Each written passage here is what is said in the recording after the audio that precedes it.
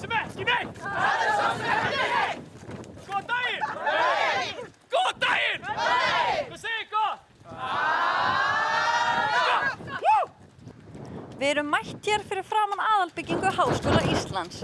Á meðan flestir eru sennilega sofandi heimavið er íslenska hreyfisamfélagið November Project mætt hér til að stunda hreyfingu saman.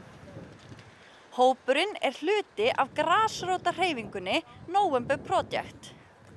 Hreyfingin var stofnuð fyrst árið 2011 í Boston af 2 félögum sem leið til að halda sér í formi yfir kaldan vetrartímann. Nú eru hópar starfræktir í 48 borgum víðsvegar heiminn.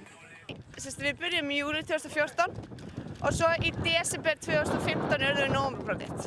Þannig við erum búin að vera hér síðan júli 2014.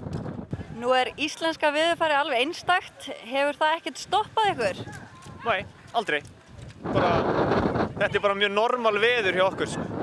Við erum vön þessu. Við erum vön þessu, það má alveg segja það. Við fáum allan pakkan. En er ekkert erfitt að vakna þegar veðrið er svona kannski eins og það er í dag? Jú, pínu, en þetta er geðveikt þegar maður er komin út. Sér alltaf eftir ef þú hefur beilað.